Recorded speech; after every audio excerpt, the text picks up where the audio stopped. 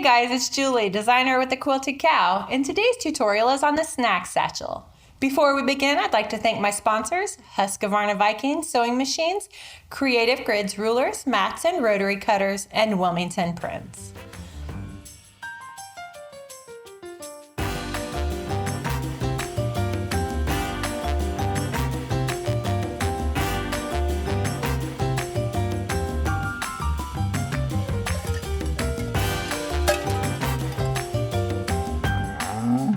The snack satchel is the perfect tote or bag to carry any of your needs. It opens up really wide at the top, so it's great for a little purse or a bag.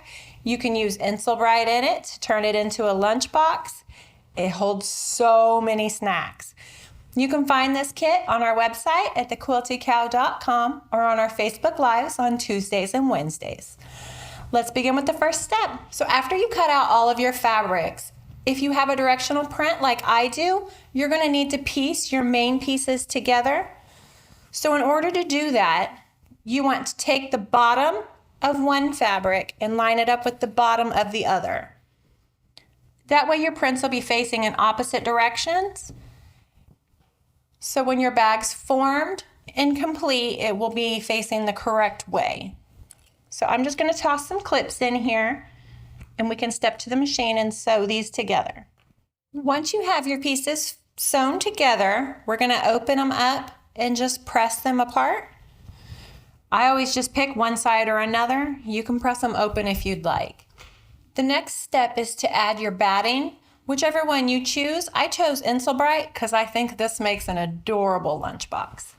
So you need to lay your Insulbrite out on your table. And then we're just going to lay our main fabric on the top. And you can choose to quilt this however you like. Okay, next we need to trim our main piece of fabric. So it needs to be 14.5 inches wide by 20.5 inches tall. Then we're going to set our main fabric aside and we're going to interface our lining. Much easier than the main because there's no quilting involved. So you just want to take your lightweight interfacing and lay it glue side up so the bumpy side's facing towards the top. And we'll lay our fabric wrong side touching it or right side up. Make sure you get them nice and even. And then we're just going to apply the iron to fuse these two together.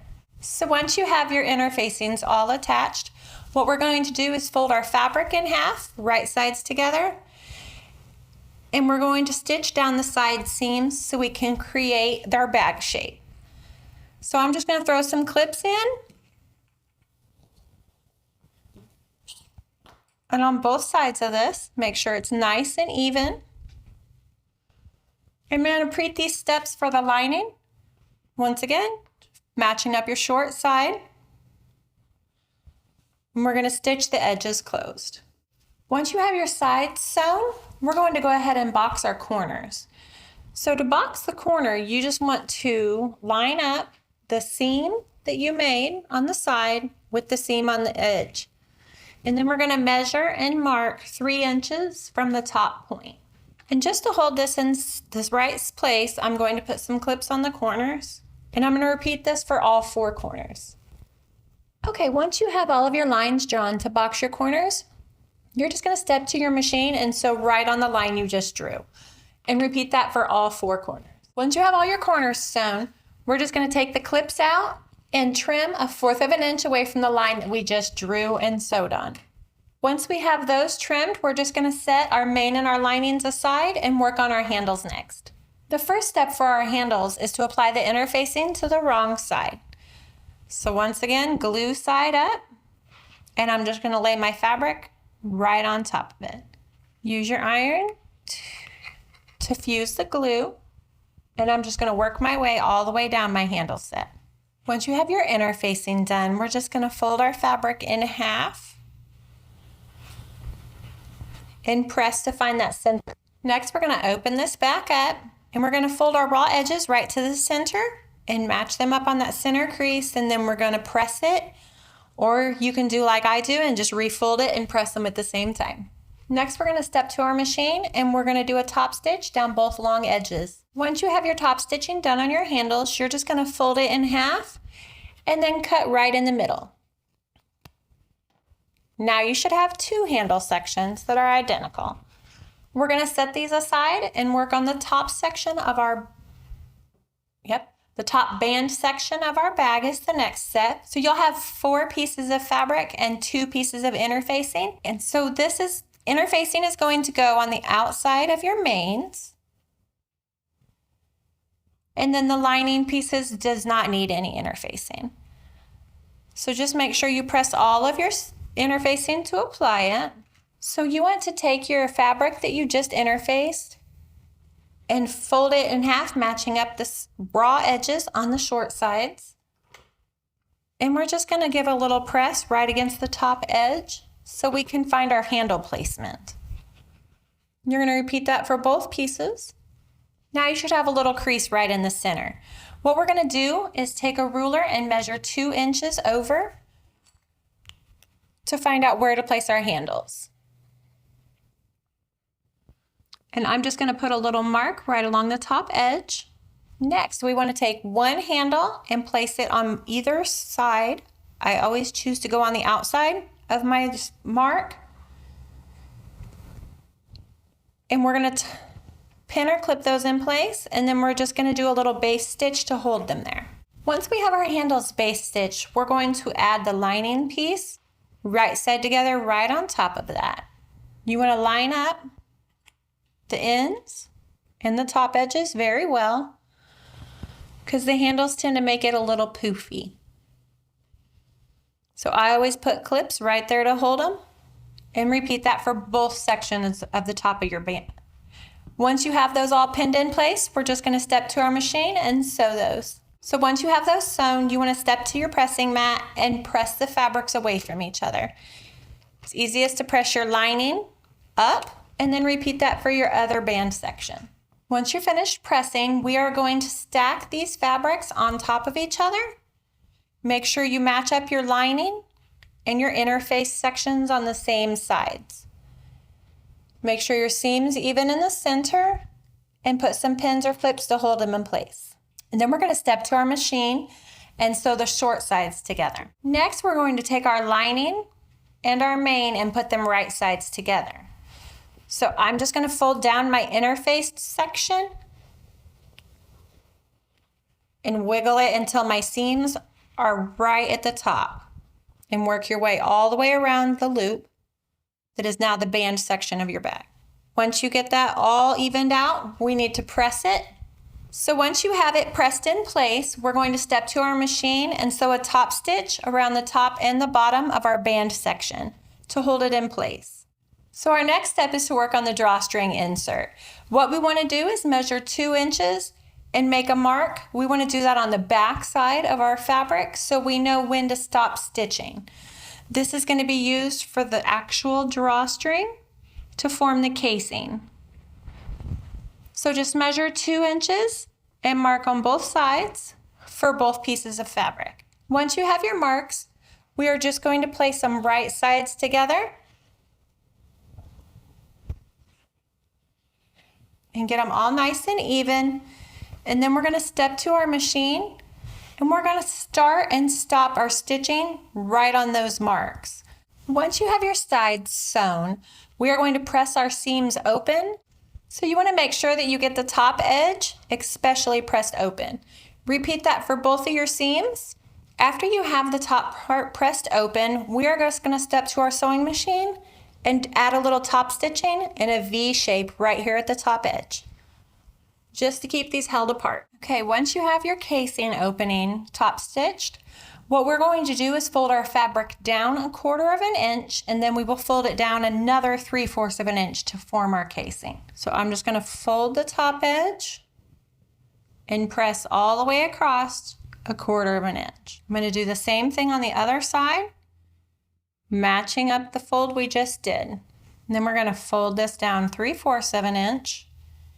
It should be right at the top edge of the opening you started. So you're 2 inches, so right there. And then we're just going to do the same thing and press our way across. And then we're going to flip it over and do the other side. Now we have our case opening ready. We just need to go in and sew a top stitch right here along this very bottom edge to hold it all together. Once you have your drawstring insert top stitched, what we're going to do next is work on our drawstring itself. With this kit, you can either use a rope or a ribbon. We do send enough fabric so you can make your own drawstring.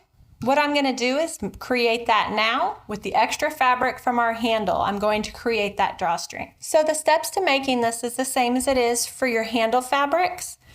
So you're going to fold it to the center to crease and then fold it to the insides, same way we did with our handle fabric.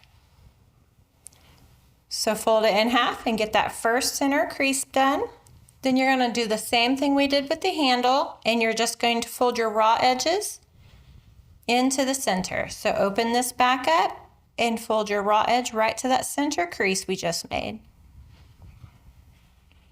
Refold it and press. You want to repeat these steps to make both of the drawstrings. Once you get both of your drawstrings ready, we're going to step to our machine and just sew an 1/8 inch seam right along the open edge. So you want to begin by turning your main section of your bag so it's right side out. Make sure you press out all the corners. Next, we're going to insert our lining, wrong sides together, right inside of our main. Make sure that you pin or clip right along that top raw edge, right where those seams match up. Do that on both sides, and then we'll go around and even out the top of our bag. Once you have all of your top edges and everything's lined up nice and neat, we are going to take our top band section and add it right on the top of this. So to do that, you just want to make sure your handles are facing down, and we're just going to slip it over the top.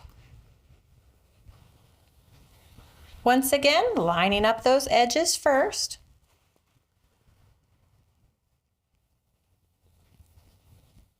Add it right into the same pins or clips that you already have in place. Once you have all of the top edges and everything's pinned and clipped in place, we're going to step to our machine and we're going to sew a 1/4 inch seam just to hold these layers together until we finish with the rest of the steps.